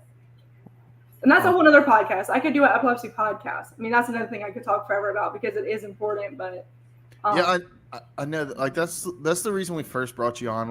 Obviously, like we wanted to talk to you, but then this friendship really began, right? Like I guess this is 3 or 4 years ago now. Yeah. When we first had you on, and now here we are, and I mean we talk all the time. I mean, talk about like. I'd like to get your point of view because we've talked about it on the podcast here, our friendship with you. But like, talk about your point of view of like how we've become friends, and I don't know, like it's just not that you have to say you're our friend, we're your friends, right? Yeah. But if you could just tell me to go fuck myself, and I would. Yeah. But like. No. Oh my gosh. I know that I don't remember exactly how y'all reached out, but I do know that y'all had reached out to me and the podcast. I remember I was sitting in my room in Indian Trail because I think it was over a holiday break or something because I was still in college. I was sitting in my room in Indian Trail and I remember being on it. My cat just knocked my other cat off the counter. She's fine. Sorry. Sorry. But I know that it was a lot of fun, and then you guys continued to reach out, and I felt that was really important. It wasn't just hey, come talk about your epilepsy. Okay, yeah. That's all we wanted. And I'm not saying that I'm some kind of famous celebrity you're going to throw on there and be like, oh, we're so thankful. Okay, bye. That's not what I'm saying at all. But the fact that you guys continued to reach out was really important to me. And I know that you guys talked about it on a later podcast after that I saw both of you at a football game. And I think it was the first time I met both of you. And I ran up to y'all and asked for a picture. And I said, we have to take a picture. And then the next podcast, y'all, or something like that, y'all had said that I made you feel way more important than you were, which isn't true because you guys were one of the first people, if not the first, to reach out to me and ask if I would be on a podcast, which meant a lot to me. And it's kind of what made me find my love for wanting to do stuff like that. And I think both of you have consistently reached out to me. We've talked about things. I've put a lot of trust in both of you when it comes to certain topics. I'm sitting on here talking about my epilepsy, obviously.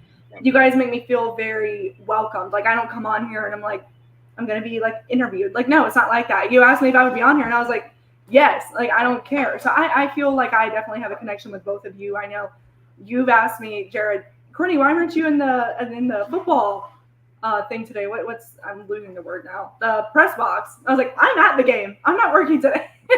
Must be nice. Okay. Right. Yeah, it must be nice. Honestly, that press box can get a little boring sometimes. Though. Sometimes in the stands, like just in the action. It's nice because you got a clean bathroom, you got some food. Yeah. But I love being down there. Yeah. Like, I've started this season going down into the stands and like spending a half in the stands and just being there. Like, yeah. Go ahead. I just missed it because I hadn't been in there since I was a student. And I mean, it was just, it felt good to be back in here. My boyfriend's still a student because he's a retired Marine, so he's still in school now. So I sat in the student section with him. I will be honest, at 24, I did not enjoy it. I didn't like it at all. I was like, this is not good. I did not have a good time, and we lost. So, Go figure. Yeah, go figure. We lost. Was just not a good time. What I enjoy is getting tickets through my work, who I am thankful for that will give me tickets and a parking pass. Sit in that section, not have a problem going to get a drink or going to get food or whatever it is. So that's that. And I don't know if that just means I'm getting old and that scares me, but I would rather do that. We're just grown and sexy now. That's all it is. We can't be little kids no more. Exactly. But back to your question, I think I formed a very good friendship with both of you, and I'm very thankful for that. And I'm thankful that I get to do this with you guys as many times as you want me to, because it does mean a lot to me. Yeah, and I think like we got to iron out some details, but we've talked about it. I mean, having more content with you and doing more stuff in free reign and whatnot, and I think that's going to be a thing, right? Like, I mean, if you're down, we're down. Yeah. Like, we can send you the information to the TikTok and Instagrams and whatnot, and that's what I do for a living. Like, exactly. My title is digital content producer. Like, now, do I wish that was a little bit more social media, because my title, working for the local news, is definitely more guaranteed or geared towards the website, not necessarily, which is fine. I like my job, but because we're local news, we don't have a very we don't do a lot of TikTok. Our Instagram posts are strictly like what's going on in news, which is obvious. But I have so much fun with social media. I am very active on my social media all the time, except for Snapchat. I don't really use that. But TikTok, Instagram, and Twitter, I am consistently on there. So that is definitely something that I love. And I know people are like, social media is toxic. I don't care. I enjoy social media. We're toxic. Don't care. The Boneyard Podcast is toxic. All right. Well, Artie, I was telling you I was going to have a conversation with her, but I think we just had the conversation. I think right here, you're just a part of us now. Yeah. Hey, deals are happening here. We're shaking hands virtually. People are listening to this probably like, holy crap, like what is going on? But Courtney, moving along, we've been doing this for an hour and 40 minutes tonight. So we're a long ways into the podcast. We got some Twitter questions. Let's get to it. Yes. And you don't feel like you have to answer all of them, since you're like, I didn't tell you that we were doing this. Like, we didn't tell you that you were going to be on our Twitter questions, but here you are. I sent in one question one time, and I can't remember what it was. Oh gosh, he was taking questions that I don't even remember what it was, and I was like, they're gonna hate me. But you answered it, because I listened to the whole thing to make sure you answered my question. I try to answer. There's some that we get that are kind of stupid, and just a little bit. I try to answer. Let's see. We've tweeted a lot today. I really just need to start like marking these. Or you should pin them at like the beginning of. Yeah, I need to pin them. Yeah. All right. We'll go with long time friend of the podcast. Another guy we've been saying we need to have on the podcast, Artie, but we just never have. John Smith. Oh yeah, Longtime friend. I mean, yeah. Here we go. What's it going to take to get to the top of the American Athletic Conference in football and basketball? A new offensive coordinator, that's for damn sure. Yeah. NIL, money. Yeah. Hey, over $500,000 in the last week.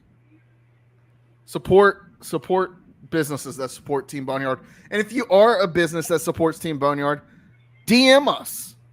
We're literally telling you we will advertise for you for free. Yeah. On the podcast. Yeah. You don't have to pay us a dime. No money will be exchanged in a deal like that. Unless you want to. Yeah. No. If you say, hey, I'm going to pay you for it, I'm going to turn right around and donate it to NIL. That's awesome. So I'm telling you, free podcast advertising. I think that on football, one thing I will say about football, and I don't know if you already talked about this with the OC, whatever's going on with that, with Donnie Kirkpatrick. One thing, as soon as I saw it, I was with my mom. We were eating breakfast, and she saw it, and I thought she was kidding. One thing that I hope a lot of people understand is that I know he's not leaving until the end of this year, but the program is not going to change overnight. It's just not going to. We're not going to come out next season. It doesn't matter who we hire at OC. It really doesn't matter. Be the best offensive coordinator in the world. It doesn't matter. It's not going to change overnight. It's just not going to. But I think, will we be more successful next season? It really can't get any worse than it is right now unless we won 0 games. So we'll see. I think for basketball, I don't think we're far off. I mean, you lose to Upstate, which sucked, but it wasn't like it was a blowout by any means. I mean, and I've seen a lot of grit in this team, and then the buzzer beater just an hour ago, 2 hours ago, was the most unreal thing I've ever seen in my life. So, and I think Mike Schwartz is very bought into ECU and the culture and the program, and I've tried to have him on my podcast. He's just very busy. Not that he's a bad guy. It's basketball season. Courtney, it's not going to get everything you want. But from his press conferences, he seems very bought into the program, and I think that is something that is very, very important because speaking from a former ECU athlete, I speak on this all the time. I'm not afraid to say it. I had a coach that was not bought into the program, and we were not successful. But he is, and I've just seen the success that he has. Does that mean top of the American? I don't know. But does that mean higher and more successful? Yeah, I think so. We talked about this a little bit with Matt, Artie. Yeah. That you kind of have to have one of the programs, whether it be basketball or football. We already know what ECU is in baseball, right? But like one of the programs in those two sports, they got to initiate it. Right? They've got to build some kind of momentum. And I've said for the longest time that either in basketball, there's 3 ways to get good, right? Either you have just a crazy season where out of nowhere, kind of like FAU did last year. Yeah. You get ranked. Now you start building momentum. You start getting recruits, right? You make a crazy deep run in the March Madness, become a Cinderella team. That's one way. Yeah. The other way, you're a blue blood, the Carolinas, the Kentuckys, the Kansases, the Dukes of the world, right? The third way is you cheat. Yeah. Like that, there's 3 ways to get good in college basketball, and those are the 3 ways. And some are blue bloods and cheating. So. Well, sometimes it's a combination of all 3, right? And that's what has to happen. Every school, I shouldn't say every, but most schools cheat in some way or another. One way or another, I agree. That's just college athletics. Yeah. Right? Like it honestly doesn't mean you're trying. Yeah. If you ain't cheating, you ain't trying. Exactly. And I mean, it could be as small as a kid getting extra tutoring when the other students didn't get it. It's just something stupid, and it could, no matter how big or small it is, it could call it what it is. It could be giving a recruit a hamburger in a bag. No, that was stupid. I'm not gonna lie. That was just that was it could be stealing other teams' signs. Oh wait, that's the same school. The witch hunt is crazy. Crazy. But no, to me, like that, those are the three ways. I think ECU football is closer. Look, I said it earlier. I don't think ECU football is that far off. Running back room is Can I stacked. ask why that is? I'm just curious. The running You're back room is the first stacked. optimistic person I've spoken to. Running back room is stacked. Defense, there's going to be a lot of guys coming back next year on defense. I see a lot of people saying like, "Oh, what about the transfer portal?" Look, we saw Tegan Wilt transfer today. Yeah. I don't think that's like look, I love Tegan. Tegan's my boy. Yeah. But I'm not too worried about it.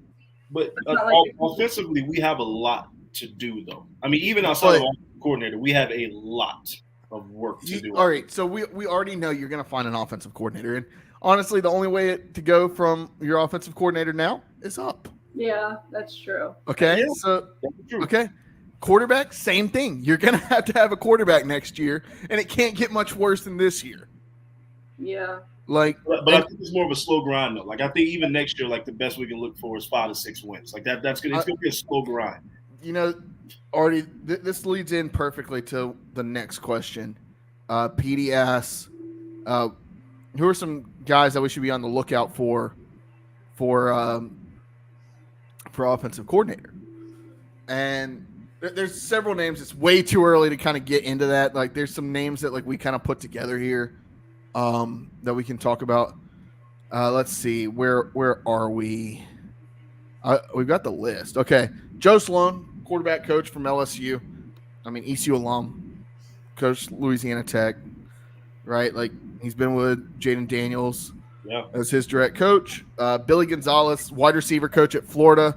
His son, Cole, is the quarterback at Western Carolina who had a phenomenal season this past year. Yeah. Was Mississippi State assistant offensive coordinator under Mike Leach for the first few years. Was on Urban Meyer's 2004 Utah Fiesta Bowl staff. That's a guy, right? Like, and his son Cole could be a guy that could transfer, right? Like that's one of those. I mentioned him earlier. I think that's a guy that is going to get some looks, and he has the numbers to back it up, right? So there, if you bring in his dad and him, you kill two birds, one stone. Yeah. Right. You got the tight end coach at Tennessee.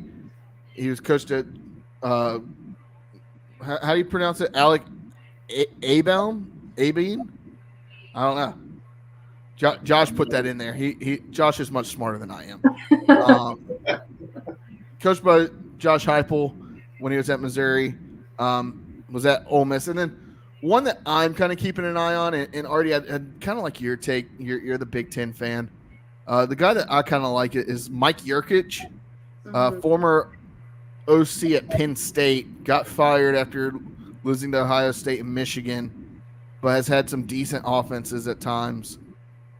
I don't know. It just seems like, okay, he could really kind of get back into it pretty quickly. Yeah.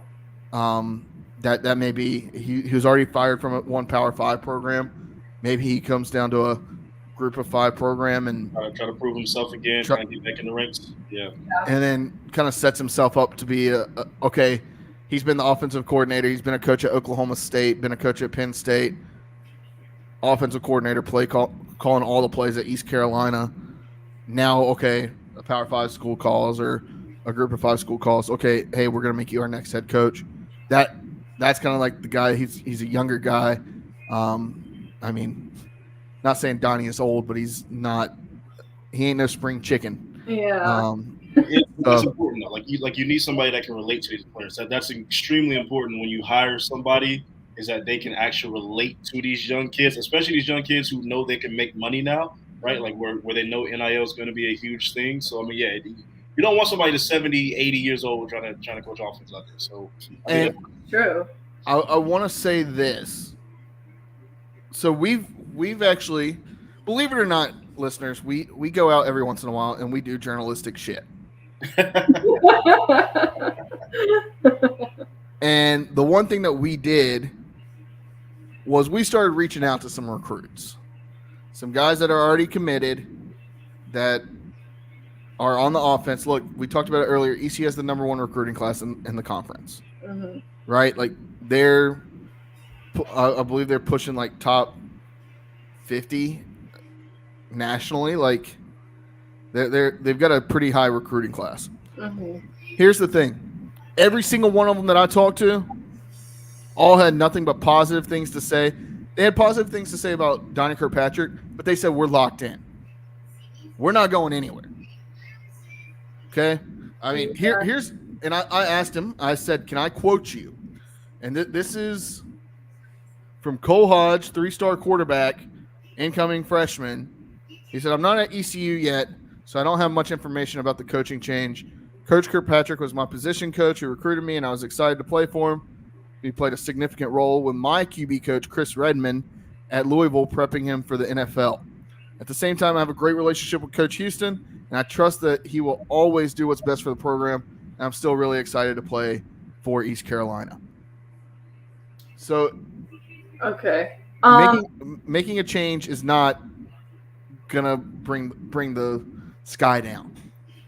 Well, that's good, and I really like that, and people that are coming to what is my alma mater. But I love Coach Houston. I love ECU. I love ECU football. But you kind of have to wonder at this point for these commits who are, like you said, we're cracking top 15 in the nation. What is keeping ECU so appealing to them? Watching this season fall apart and go downhill so quickly. What is the appeal? What is the promise? What are we not seeing? Because that's definitely, if I was a recruiter, I'd be like, to me, and I was called a couple weeks ago the one of the most what was it? I was one of the most I was always down in the dumps on ECU. I can't think of the word. I don't know. That's why I have a podcast. They said that we were too negative. Yeah, we were the most negative. I don't know why I can think of negative. I don't know. Somebody on Twitter said we were always negative. And I'll say this. While everybody's thinking that the sky is falling, like I think this is a great opportunity for ECU to really kind of figure something out. Look, ECU's defense was absolute dog shit. Yeah. 4 years ago. Yeah, not that long ago. We trusted Mike Houston with bringing in Blake Harrell, friend of the podcast. And let me tell you this. Everybody's talking about, oh, well, we got to pay Blake Harrell to keep him. Okay, yes. You're probably going to have to pay him a little bit more, maybe. He needs a raise anyways. Like he deserves it. That was my next question, if you think he's – Here's what I'll say about Blake. And I'll say Coach Harrell. I don't want to – well, I look. You know him on a first name basis since y'all had drinks together. Here's what I'll say about Coach Harrell. When talking with him, and like Courtney, you know this just as well as anybody that's come on the podcast. When we talk to you, and you kind of talked about this earlier, when we talk to you as a guest on the podcast, or we talk to you outside of the podcast, it doesn't change. The person you get on the podcast. So us talking to Coach Harrell, we've become very good friends with Coach Harrell. Oh yeah, he's awesome. So like he's I text him every once in a while. He texts me randomly. Like that, and that's not just name dropping, but what that is I know I've gotten to know him personally. Mm-hmm. He's a very personable guy, it seems. And what I will say is he's very family oriented, and we talked about it earlier this year on the podcast where he invited me out for drinks. We were at the same beach. We were at the same beach, and he was like, "Hey, I'm here. I know your family has a place here. Let's get together. Let's get some drinks."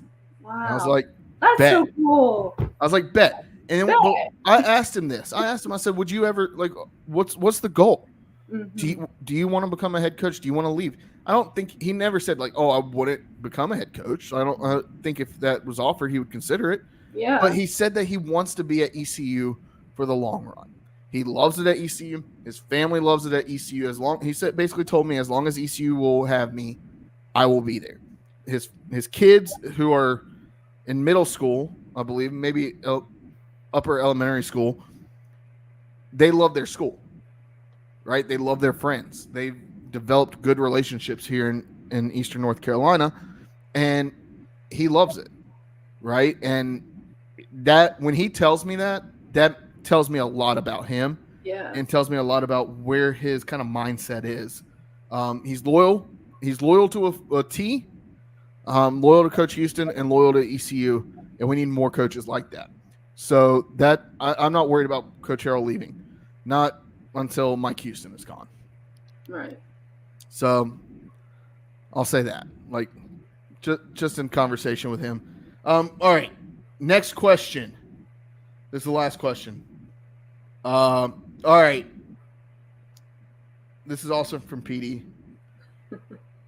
PD has developed a Thanksgiving tradition of asking the Boneyard Podcast a food-related question. Oh, God. This year, PD says, is mac and cheese a traditional Thanksgiving side or no? At my house, yes. That doesn't mean it's my favorite, but it is there. I mean, what kind of communist doesn't think mac and cheese isn't a? Apparently, several people on Twitter, X, whatever you want to call it, they've been having this debate today. I saw it elsewhere. Antoine Staley, like I said, friend of the podcast, has been tweeting about it quite a bit. People are tweeting back at him saying he's wrong. He says that mac and cheese is a staple. I actually, when I saw that question, I asked my wife, and she said no, mac and cheese is not a Thanksgiving dish. It's a Christmas and Easter dish. So, yeah, my wife's a communist.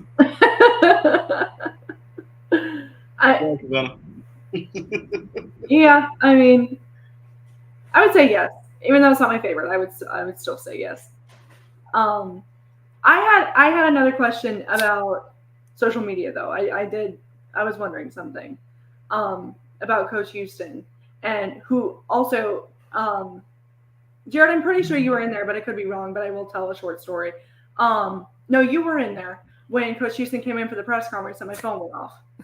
Yeah. Well, Artie, do you know the story?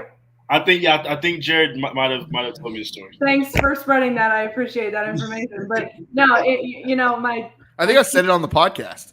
Thanks. I appreciate that. Apparently, the very next press conference, I was not there, and Malcolm warned everybody to turn their phones off. But so that was literally the worst thing that ever happened to me. I thought I was going to start crying. It was to the point where me and Coach Houston follow each other on all socials. I messaged him on Twitter and profusely apologized. I was like, I am so sorry.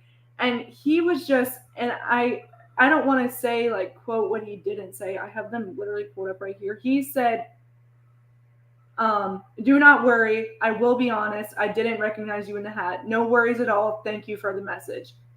I said, Coach Houston, I felt like I was going to start crying. I am so sorry. Thank you for being so understanding. And he said, don't you worry one bit. I hope you have a good night. And after that, and I mean, he messaged me back like 20 minutes later after a hard loss, after you saw the look on his face in the press conference. So I really like Coach Houston. I think he's very nice. He's not my coach. But then it started to come out after Denny O'Brien tweeted that Coach Houston had blocked him, that Coach Houston had blocked a lot of people. What I was told was that, yes, Coach Houston may have blocked them, but that the screenshots were old. They were screenshotting them at the time to make it look like it was during the game, to make it look like Coach Houston wasn't in the game or something. I don't really know what was going on with that, but there are tweets that Coach Houston isn't even tagged in, and he has still gone and blocked certain people, but not blocked other people. And I'm just curious, what do you think is his like extent of, I've got to block you, I can't read this anymore? Because everybody's saying the same things. I don't put it on my Twitter because I don't want to get fired. But a lot of people, put it all over their socials, and that's fine. That's what social media is for. But we're not blocked. That's what I'm saying. And not that you speak extremely negatively about the program, but we all have bad things to say, and some people are blocked and some aren't. Yeah. And I just wonder what's the breaking point for him to be like, you're done. I'm just curious. I don't know. I mean, we've had some fun tweets about sitting in your recliner or flying kites over the past couple of weeks, but yeah, Twitter can be unforgiving at times, though. It definitely can be harsh. Yeah. But I mean, there are some things that are said that are true and that need to be said. Right. But it could definitely be a dumpster fire sometimes. Yeah. I mean, the tweets after the loss were brutal. I mean, it was bad. Yeah. But I mean, I don't want my head coach on social media like that anyway. To be completely honest with you. Hell, Donnie Kirkpatrick's social media still links to James Madison. That's okay with me. I don't want my coaches on socials like that. Yeah. Okay. Yeah, that makes sense. All right. So, all right. What is your favorite side? I think we've talked about this several times on the podcast already, but we're about done. What's y'all's favorite side? Sweet potato casserole. Easy. Yep. Yeah. I mean, honestly, I love cranberry sauce. I'm not gonna lie. I might be by myself on that. I love cranberry sauce. It got to be the stuff out of the can though. Straight out the can, you slice it. Yep. Love it. All right, I'm gonna say dressing. I like both of those. I remember you saying that. But dressing is. Savannah's starting to cook it tonight, so we're. You said that I remember this conversation verbatim. You told me that one time we talked. It had to have been November because it was Epilepsy Awareness Month. I remember this conversation. I'm having like deja vu. All right. Let's see. I think we only got one game on Gambling Corner this week. I guess Artie. I'll play into you wanting to talk about. We don't have to do Ohio State, Michigan. We don't have to. I mean, all right. I'm go. You know who I'm going for. You know what I'm gonna say. Michigan's a 3-point favorite. Do they cover? Yes. Okay. There you go. All right, but the game of the week.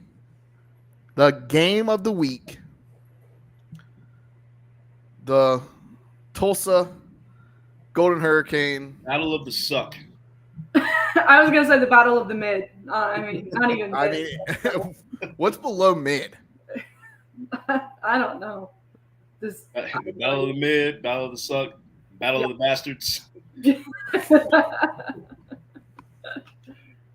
Battle of This is the shitstorm bowl. All right. ECU line has moved 4 points. ECU's now a 3-point favorite. They were a 1-point dog when the original lines came out. Over under is 44.5. Bet the mortgage on the under. Yeah. Most definitely. Like, just take the under. Yeah. Unless it's Carolina Hurricanes shot on goals, always take the under because honestly, that's just the truth. Like everybody talks about, life is too short to bet the under.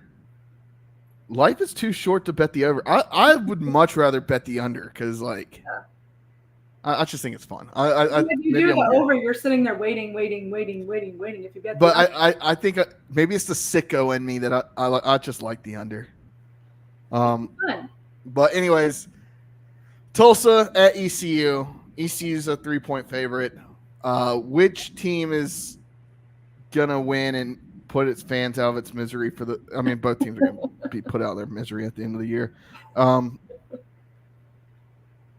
Courtney, we'll go with you first.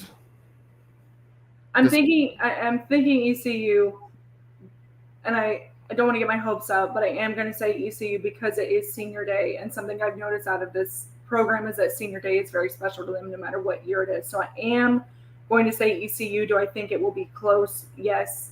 But I'm going to go with ECU. I think. That's my guess. Love it. I need to know. What's yours? Artie?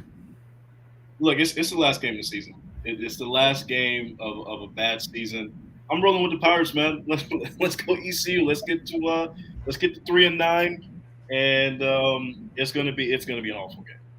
This is gonna be like 13-9, 13-10. One of those finishes. But give me ECU. Give me ECU. Like you said, at home, last game of the season, senior day. Give me the Pirates. All right, yeah. Fuck it.